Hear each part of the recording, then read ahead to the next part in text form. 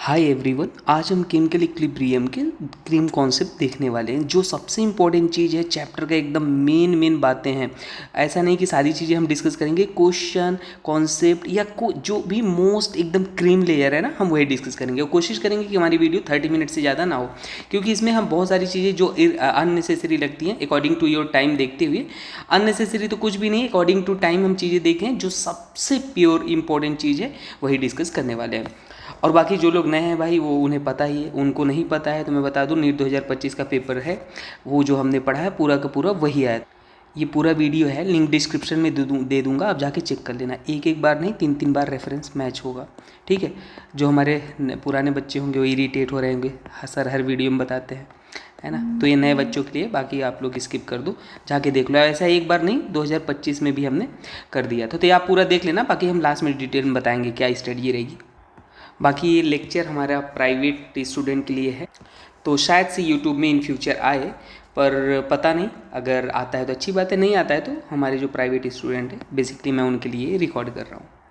चलिए हम स्टार्ट करते हैं। देखिए, इक्विलिब्रियम मतलब क्या होता है।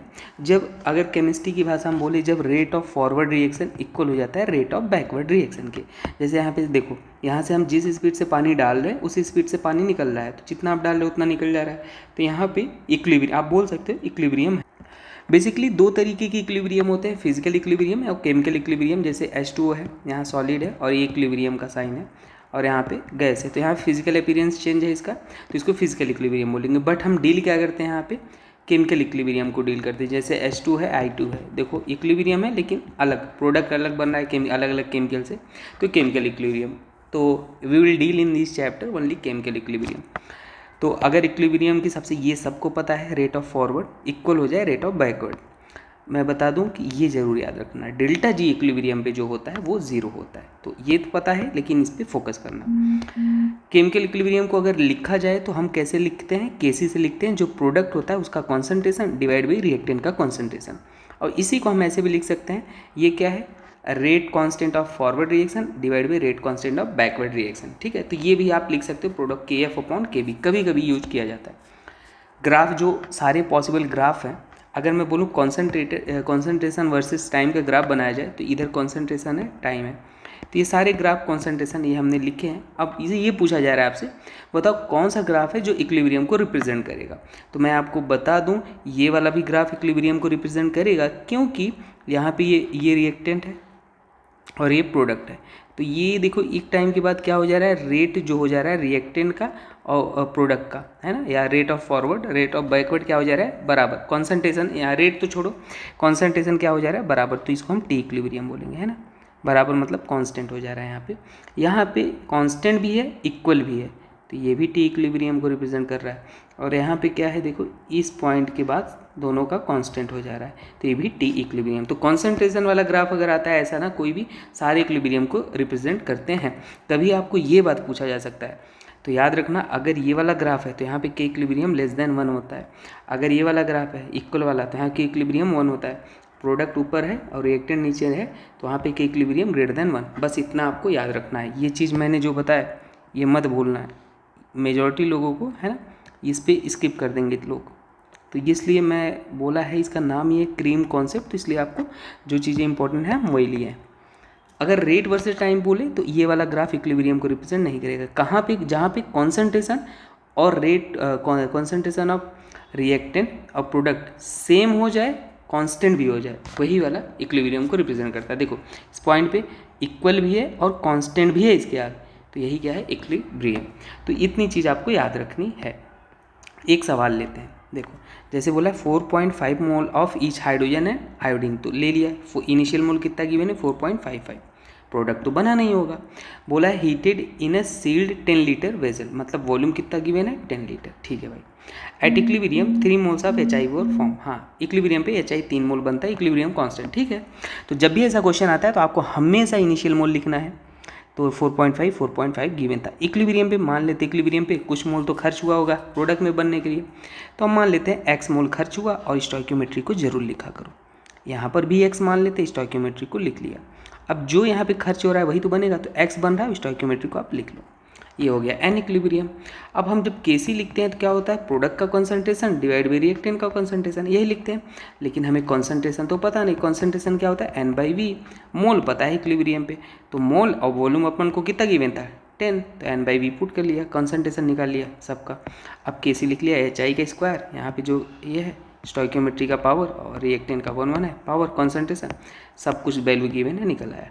ठीक है, कोई कहेगा सर एक्स की वैल्यू यहाँ पे कैसे आपने 3 निकाला, तो देखो बोला है कि at equilibrium constant 3 moles of HI were form, तो 2x था, 2x की जगह हम क्या रख देंगे, ये इक्विलिब्रियम पे 2x है, तो ये बोला है 3 मोल फॉर्म हुआ है, तो इसके इक्वल होगा x बराबर 3/2 होगा, जहाँ से 1.5 आया और ये हमारे पास ऐसे आ गया। ठीक है, अगर मान लो गैसेस है, गैसेस रिएक्शन है, तो यहाँ पे जैसे आपने Kc लिखा ना, उसके लिए हम Pc लिखेंगे, इसी सेम रिएक्शन की बात कर रहे हैं। यहाँ पे Pc मान लो रिएक्शन मैंने क्या लिया है, लिख देता हूँ यहाँ पे स्मॉल a B, और ये क्या है अपने पास, और ये गैसेस की बात हो रही है। हमेशा सॉलिड का कॉन्सेंट्रेशन जो होता है ना, वो क्या होता है, सॉलिड का कॉन्सेंट्रेशन 1 होता है, ये चीज़ें आप नहीं भूलना, ये गैसेस हैं। तो यहाँ पे पार्शियल प्रेशर हम लिखते हैं। ठीक है, पार्शियल प्रेशर ऑफ प्रोडक्ट, और जो स्टोइकियोमेट्री उसको पावर, स्टोइकियोमेट्री उसको पावर, और ऐसे ही रिएक्टेंट का। ठीक है, एक चीज़ याद रख लेना, जो पार्शियल प्रेशर होता है, पार्शियल प्रेशर वो क्या होता है, P total multiplied by mole fraction. ठीक है, और मोल फ्रैक्शन क्या होता है, given mole divide by total mole. चलो नेक्स्ट देखते हैं, रिलेशन बिटवीन अगर Kp और Kc पूछता है तो Kp is equal to Kc R⁴ delta Ng। अगर मैं बोलूँ डेल्टा Ng क्या होता है, बेसिकली ऐसे ऊपर वाली रिएक्शन आप एज्यूम कर लो, तो डेल्टा Ng क्या हो जाएगा, प्रोडक्ट के gases mole of product minus gases mole of reactant. तो अगर मैं बोल दूँ डेल्टा Ng सपोज करो ग्रेटर देन 0 आ जाए, तो Kp क्या हो जाएगा, ग्रेटर देन Kc हो जाएगा। अब ये चीज़ें बताना नहीं था, पर ठीक है मैं बता दिया, ये क्या हो जाएगा, Kp लेस देन Kc। और अगर ये मेरा 1 शॉट का भी लेक्चर है, तो आप उसको भी देख सकते हो। ठीक है, ये Kc हो जाएगा। तो ये डायरेक्ट मैंने लिख दिया, आपको याद रखना पड़ेगा। ये कौन ये इंपॉर्टेंट है, ये फैक्टर अफेक्टिंग इक्विलिब्रियम कांस्टेंट। मान लो एक रिएक्शन है A से B, इसके लिए इक्विलिब्रियम कांस्टेंट K1 गिवन है, इसी को रिवर्स कर दिया गया, तो डेफिनेटली ये क्या हो जाएगा, इसको रिवर्स नहीं किया गया, सॉरी, ये दूसरी रिएक्शन है K2 है, तो ये बोला जा रहा है, ध्यान से देखना, K2 क्या हो जाएगा, तो आप नोटिस करो ये रिएक्शन जो है इसी का रिवर्स फॉर्म है ये, तो इसका जो K2 हो जाएगा पहले का 1 अपॉन कर लेना, 1 अपॉन करते हो तो मतलब रिवर्स कर रहे हो, तो K2 क्या हो जाएगा, इसी का रिवर्स है ना ये वाला, तो इसको 1 अपॉन K1 कर लो। अगर मान लो ये रिएक्शन है, इसमें A से मल्टीप्लाई हो रहा है, तो K2 निकालोगे, तो K2 जब निकालोगे तो जो पहली वाली रिएक्शन है उसमें A से मल्टीप्लाई किया गया है, तो मतलब पावर लगा लिया करो, मल्टीप्लाई में क्या होता है, पावर लगाते हैं। और मान लो अगर दो रिएक्शन को ऐड करके कोई तीसरी रिएक्शन आ रही है, देखो एडिट करके आ रही है, इसको ऐड किया, इसको किया, तो K आ रहा है, तो यहाँ पे जो K हो जाएगा क्या हो जाएगा, याद रखना, जो K हो जाएगा K1 इंटू K2, मतलब पहले को ऐड करते हो यहाँ पे तो मल्टीप्लाई हो जाता है, K1 इंटू K2 हो जाएगा। ठीक है, तो इस पर भी क्वेश्चन आते हैं, नोट करके ध्यान। अगर एंडोथर्मिक रिएक्शन है, मतलब डेल्टा H पॉजिटिव होगा, तो इक्विलिब्रियम किस पे डिपेंड करता है ये मैं आपको सिखा रहा हूँ। तो टेम्परेचर जो होता है इक्विलिब्रियम कांस्टेंट के डायरेक्टली होता है, मतलब टेम्परेचर बढ़ाओगे तो K भी बढ़ेगा। और अगर मान लो एक्सोथर्मिक रिएक्शन है तो डेल्टा H नेगेटिव हो जाएगा, मतलब एक्सोथर्मिक के केस में जो K होता है इन्वर्सली होता है टेम्परेचर, K बढ़ा तो टेम्परेचर घटेगा। ठीक है, अगर डिग्री ऑफ डिसोसिएशन की बात करूँ तो number of mole after dissociation, मतलब नंबर ऑफ मोल कितने रिएक्टेंट के डिसोसिएट हुए डिवाइड बाई इनिशियल मोल। जैसे एक एग्जांपल लिया छोटा सा, ये है, अगर मान लो इनिशियल मोल गिवन है A, नहीं गिवन होता तो जो स्टोइकियोमेट्री होता है उसी को मान लेते हो। ये सब मैंने क्लासिक 1 शॉट में कराया है, बहुत डिटेल में पढ़ाया है, यहाँ पे तो आप देखो। तो इनिशियल मोल हम A माना A0, तो इक्विलिब्रियम पे A माइनस अल्फा डिसोसिएट हुआ, X मान लो आपका जो मन करे, और मल्टीप्लाई स्टोइकियोमेट्री, जो ये डिसोसिएट हुआ वही तो बनेगा, और ये मल्टीप्लाई स्टोइकियोमेट्री। तो degree of dissociation of A, बताओ डिसोसिएट होने के बाद कितना हो रहा है, आफ्टर डिसोसिएशन रिएक्टेंट कितना डिसोसिएट, अल्फा, इनिशियल मोल कितना है A, ये पूरा नहीं लिख देना, अल्फा ही तो हो रहा है डिसोसिएट, अल्फा इनिशियल मोल, ये किसी का भी पूछ ले तो ऐसे निकालते हैं। ठीक है, ऐसे आप इसका पूछ लेगा तो यहाँ पे आप क्या लिखोगे, A था तो ये क्या हो जाएगा, A माइनस मान लो अल्फ़ा इंटू 1, ये B माइनस अल्फ़ा, और यहाँ पे क्या हो जाएगा, अल्फ़ा इंटू 3 हो जाएगा। चलो बताओ, अगर मैं बोलूँ डिग्री ऑफ डिसोसिएशन ऑफ, क्या पूछूँ मैं, बताओ H, तो क्या हो जाएगा, अल्फ़ा अपॉन B, बात खत्म। ठीक है, चलो नेक्स्ट देखते हैं, एक बहुत ही इंपॉर्टेंट रिलेशन। यहाँ पे क्या होता है, कभी कभी आपको अल्फ़ा का रिलेशन पूछता है, तो आज मैं ट्रिक बताता हूँ। अल्फ़ा का रिलेशन क्या होता है, ये v है delta N G upon N P. अच्छा, N G upon N P क्या है मैं आपको बता देता हूँ। जैसे मान लो a है और ये इक्विलिब्रियम पे रिएक्शन लिख लिया ए पी, यहाँ पर मान लो स्मॉल a है और यहाँ पे मान लो स्मॉल b है। ये गैसेस है, तो ध्यान से देखना, जो डेल्टा एन जी है तो आपको पता ही है क्या होता है। डेल्टा एन जी कैसे निकालते हैं, B minus A, gases product of gases product के मोल माइनस रिएक्टेंट के, और एन पी क्या है, टोटल प्रोडक्ट के कितने मोल है, टोटल क्या हो जाएगा बी। तो वही है, समझना आप में क्या बोल। तो कभी कभी आप जब ये रिलेशन आपको पता होता है ना, तो आपका काम आसान हो जाता है। ध्यान से देख, जैसे आपको ऑप्शन में वी के टर्म्स में ऑप्शन गिवन है, ये है, तो आप क्या करोगे, ध्यान से देखना, पी डेल्टा एन जी निकाल लो, एन पी निकाल लो, तो अल्फ़ा क्या हो जाएगा, आपको ये तो पता चल गया, वी टू दी पावर क्या हो जाएगा, डेल्टा एन जी कितना है, एक है, और एन पी कितना है, दो है। तो ये जिस ऑप्शन में होगा ऐसे जे में आया है, एलिमिनेट कर देना। और आपको पता है जो अगर टेम्परेचर कांस्टेंट है, तो जो पी वी होता है वो क्या होता है, P V equal to N R T होता है। तो यहाँ पे P होता है जो इन्वर्सली होता है V के, तो आप यहाँ पे लिख सकते हो ना, V डायरेक्टली था तो P के टर्म्स में क्या हो जाएगा, इन्वर्सली हो जाएगा। तो P के टर्म्स में भी ऑप्शन आ सकता है, तो आप यहाँ से ऐसे लिख लेना, ठीक है। तो ऐसे काम बहुत आसान हो जाता है, ये चीज़ें याद रखना। चलो एक और देखते हैं क्वेश्चन। बोला है अल्फ़ा के टर्म्स में for the given reaction at a certain temperature only 50% HI is dissociated. तो देखो ये रिएक्शन आपको गिवन है, ठीक है। तो ये रिएक्शन अगर आपको गिवन है तो आप लिख लो पहले इनिशियल मोल कितना गिवन है। यहाँ पे ध्यान से देखो, इनिशियल मोल है नहीं गिवन है, तो जब नहीं गिवन होता तो स्टोइकियोमेट्री को ही इनिशियल मोल मानते हैं। इक्विलिब्रियम पे मान लो कितना हो जाएगा, अल्फा डिसोसिएट हुआ, स्टोइकियोमेट्री को मत भूलना, जो अल्फा हुआ डिसोसिएट वही प्रोडक्ट में बनेगा 1, ये भी 1। अब देखो यहाँ पे ध्यान से देखना, ये बोला है कि ओनली 50% डिसोसिएटेड है ना, मतलब एच आई क्या हो रहा है, 50% एच आई इज डिसोसिएटेड। तो अल्फा क्या हो गया, 50 मतलब हाफ, अल्फ़ा की वैल्यू पता है आप, तो हाफ आप पुट कर दिया, तो पूरा अपने पास वैल्यू आ गया अल्फ़ा का, सॉरी ये एच आई का। अब लेकिन ये मोल ही आया, हमें चाहिए क्या, किसी के लिए हमें चाहिए कॉन्सेंट्रेशन एन बाई वी होता है, तो इसका हो गया 1/v, इसका हो गया 1/2v, इसका 1/2, जो मोल था उसको वॉल्यूम से डिवाइड कर लिया, क्योंकि वॉल्यूम भी नहीं पता था तो वी मान लिया पूरा कंटेनर का। अब के सी लिख लिया, प्रोडक्ट के कॉन्सेंट्रेशन डिवाइड बाई रिएक्टेंट के, और वैल्यू पुट कर लिया 1/4 आ गया, ठीक है। तो अपने पास ये हो गया। एक सवाल और देखते हैं, प्रेशर के टर्म्स में अगर पूछता है तो कैसे सॉल्व करोगे। देखो सिंपल, अब यहाँ पे जो सॉलिड होता है, चाहे केसी निकालना चाहे के पी, उसको इग्नोर कर दिया करो। अब यहाँ पे देखो, इसको 1 मान लो, मोल नहीं पता है 1, ये 0, इक्विलिब्रियम पे 1 माइनस अल्फा, अल्फा इंटू 1, ये अल्फा इंटू 2 हो जाएगा। अब मोल फ्रैक्शन निकालो, क्यों निकालना है, क्योंकि हमें पार्शियल प्रेशर की ज़रूरत पड़ेगी ना जब निकालते हैं। तो मोल फ्रैक्शन क्या हो जाएगा, जो गिवन मोल है divide by total mole. Total mole कितना हो जाएगा, देखो एन टोटल आप निकाल लो, यहाँ पे 1 माइनस अल्फ़ा प्लस 2 अल्फ़ा, तो क्या हो जाएगा 1 प्लस अल्फ़ा हो जाएगा। तो given mole divide total mole, ठीक है। अल्फ़ा कितना हो जाएगा, अल्फ़ा आपको दे रखा है 50%, तो मतलब 50% मतलब हाफ हो गया, सीधी बात है, पुट कर लिया। ऐसे ही इसका 2 given mole divide by total मोल, ये कर लिया हमने। अब हमारे पास ये इसकी वैल्यू आ गई इतना, इसकी वैल्यू आ गई इतना। पार्शियल प्रेशर क्या निकालते हैं, पता है पार्शियल प्रेशर कैसे निकालते हैं, अभी बताया था, P total multiplied by mole fraction.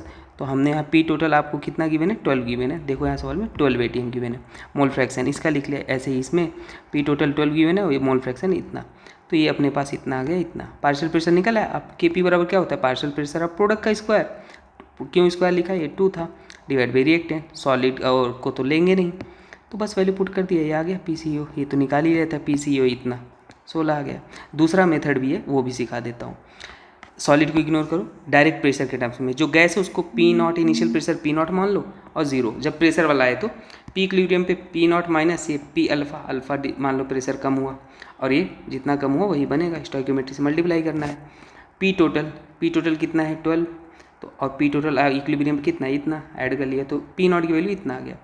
अब P0 की वैल्यू इतना आ गया, तो अब वैल्यू पुट कर दो इसमें P0, तो ये इतना है हो जाएगा। और अच्छा 8 पुट करने के बाद ये इतना आ जाएगा और ये इतना आ जाएगा। अब हमारे पास डायरेक्ट पार्शियल प्रेशर आ गया, के पी बराबर PC² डायरेक्ट ये पार्शियल प्रेशर है, इतना आंसर हो जाएगा, ठीक है। नेक्स्ट ली चैटलियर प्रिंसिपल, मेरे अकॉर्डिंग सबसे इंपॉर्टेंट ये भी है। ली चैटलियर प्रिंसिपल क्या कहता है कि अगर मान लो इक्विलिब्रियम को टेम्परेचर, प्रेशर या वॉल्यूम कॉन्सेंट्रेशन से डिस्टर्ब किया जाए, तो बताओ रेट पे क्या इफेक्ट होगा। तो देखो इफेक्ट ऑफ कॉन्सेंट्रेशन क्या होता है, मान लो ये बैलेंस है, ये बिल्कुल बैलेंस इस सिचुएशन में है। अब मान लो इसको हम डिस्टर्ब किए, कॉन्सेंट्रेशन इसका बढ़ा दिए, तो एक भरी बॉटल है एक कम बॉटल है, दोनों कनेक्ट कर दोगे, पानी कहाँ से कहाँ जाएगा, हाई टू लोअर। तो यहाँ पे बैलेंस था और यहाँ पे आपने ज़्यादा एक कंसंट्रेशन बढ़ा देती है, आगे जाएगा। तो ये क्या लिखा है, फॉरवर्ड। कम कर दोगे तो बैलेंस करने के लिए पीछे आएगा। तो ये सबको पता होता है। Vice versa effect of pressure क्या होता है, ध्यान से देखना। अगर मान लो प्रेशर बढ़ाते हो तो इक्विलिब्रियम उस डायरेक्शन में शिफ्ट होगा जिधर कम नंबर मोल है, और जस्ट इसी का उल्टा कर देना घटाने पे। तो देखो यहाँ पे कितने टोटल मोल है, रिएक्टेंट साइड 3 और 1 4, प्रोडक्ट में 2 है। तो प्रेशर बढ़ाने पे किधर कम मोल है, प्रोडक्ट साइड, तो ये फॉरवर्ड जाएगा आगे की तरफ, और प्रेशर अगर घटाओगे तो पीछे की तरफ उल्टा हो जाएगा। तो लिख दिया है।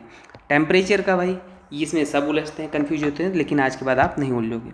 देखो 2 कंडीशन है, एंडोथर्मिक, अगर रिएक्शन एंडोथर्मिक है आपको पहचानना आना चाहिए, ऐसे लिखते हैं एंडोथर्मिक को, या कभी ऐसे भी लिखा हो सकता है कि ये प्लस है उधर लिख दो माइनस करके, और अगर ऐसे दोनों तरीके से नहीं लिखा होगा तो ऐसे लिखा होगा, अलग से हीट पॉजिटिव करके गिवन होगा।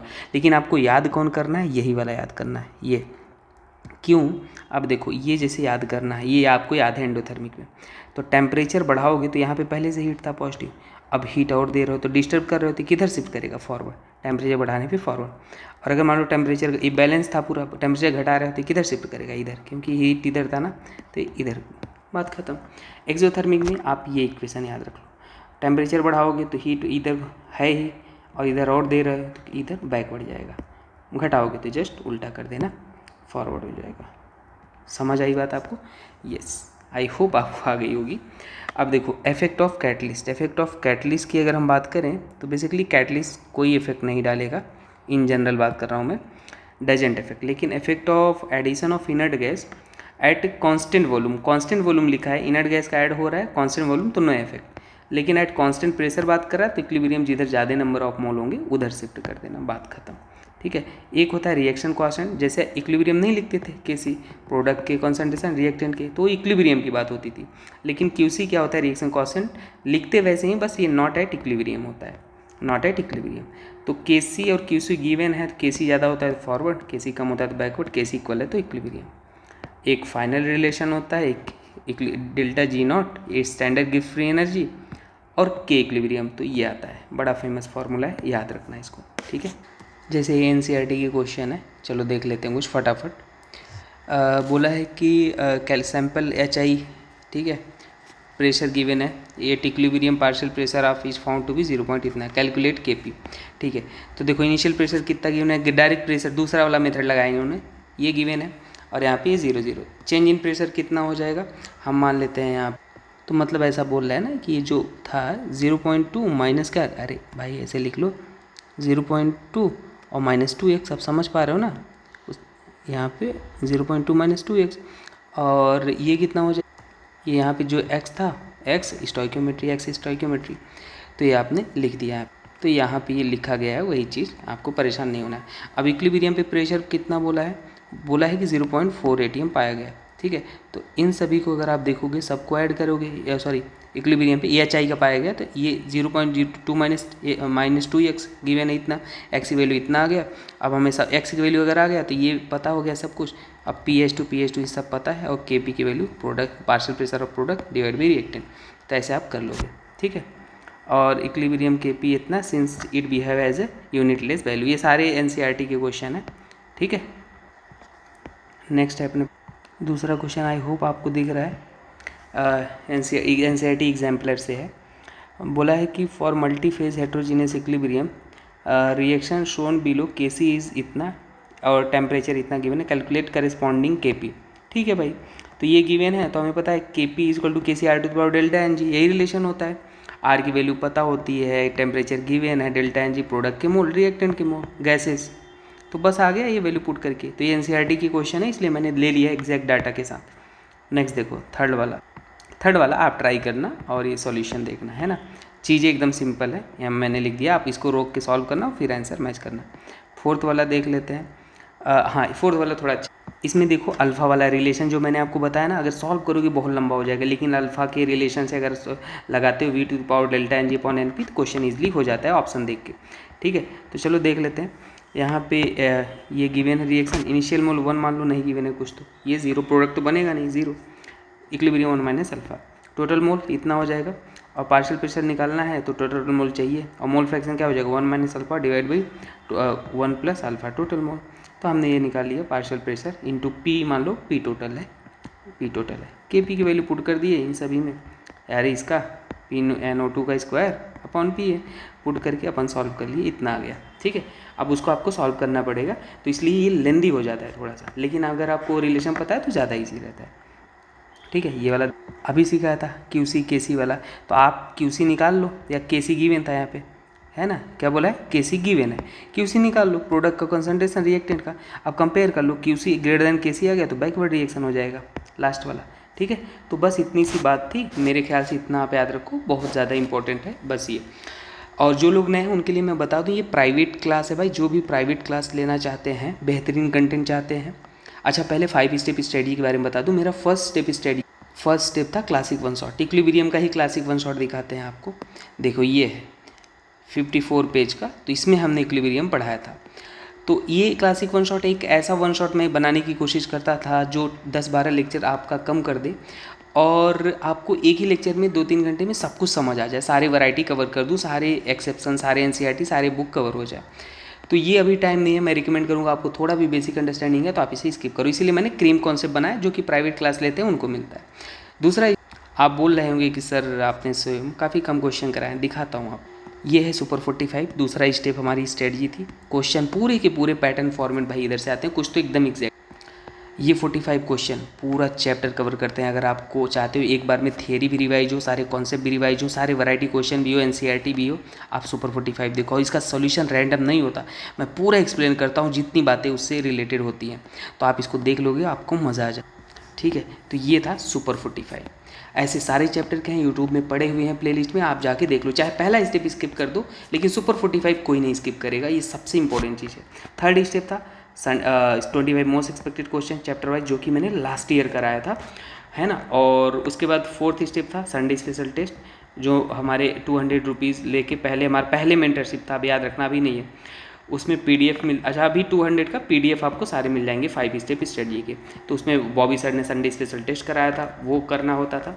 मैं कहूँगा संडे स्पेशल टेस्ट भी स्किप कर सकते हो, सुपर 45 अभी टॉप पे। और 5th स्टेप था गेस्ट पेपर, एक ऐसा गेस्ट पेपर जो मतलब आपको एकदम मज़ा आ, ऐसा बोल लो कि ये गेस्ट पेपर आप कर लो, पूरी केमिस्ट्री का भ्रमण कर लोगे, और बहुत ही मज़ा आने वाला है। मतलब कोई भी इधर उधर के सवाल नहीं लिए गए हैं, हर क्वेश्चन में एक गहरी बात छिपी हुई है, और एक्सप्लेनेशन तो आपको मज़ा ही आ जाएगा। तो ऐसे 10 गेस्ट पेपर थे, आप सुपर 45 और ये देख सकते हो। अब बात करें रीनीट, जैसे ही आया मैंने फ्यूचर 45 लॉन्च, फ्यूचर 45 की खूबसूरती देखो। अब इसमें क्या ही है, मैंने 2-2 चैप्टर लिया है, और 2-2 चैप्टर के क्वेश्चन बनाए हैं, और भी बेहतरीन सुपर 45 से भी एक स्टेप आगे। तो इसमें 2-2 चैप्टर हैं, तो ये फ्री नीट के लिए, और आप इसको कर लेना। ये सारी चीज़ें यूट्यूब पे फ्री है भाई, बता दूं, बस PDF को छोड़ के, PDF को आपको 200 देने होते हैं, और अगर आपको प्राइवेट क्लास लेना, जो ये क्रीम कॉन्सेप्ट लेना है, या नीट 2027 के लिए, पहले ही नाम नोट करा के रखना, रजिस्ट्रेशन करा के, नहीं तो फिर सीट फुल होगी तो हम ज़्यादा लोग को लेते नहीं। आप पहले हमारा कंटेंट चेक करना, ठीक है। आप जो 50,000 20,000 का कोर्स खरीदते हो, उससे ये हमारा फ्री का भी कंटेंट मैच नहीं करा सकते आपको, पहले मैं बता दूं। जाके देखो, मैं जो बातें बोल रहा हूँ पूरा प्रूफ वीडियो देखना, फिर आप आना मेरे पास, ठीक है। अगर आपको जेन्युइन लगता है तब, नहीं तो लोग मेंटरशिप के नाम पे बेवकूफ़ बनाते रहते हैं, और आप लोग बेवकूफ़ बनते रहते हैं। तो मैं नहीं चाहता हमारे बड़े भाई छोटे भाई बहन बेवकूफ़ बने और उनका कैरियर ख़राब हो, है ना, कोई भी गुमराह करके चला जाए, तो याद रखना। तो आप पहले ब्लाइंडली, मैं कहूँगा मुझे भी मत फॉलो करो, अगर आपको लगता है बेस्ट है तो ही फॉलो करो, और जाके आप पहले कंटेंट देखो। कैसे ज्वाइन करोगे, व्हाट्सएप ग्रुप है, लिंक डिस्क्रिप्शन में, आप मुझे मैसेज करना, वहाँ पे आशुतोष सर 2 हैं, बॉबी सर भी हैं, है ना, साथ में हमारे, आप मुझे मैसेज करना एडमिन को, और फिर हम आपको रिप्लाई करेंगे। चलो मिलते हैं नेक्स्ट वीडियो में, थैंक यू।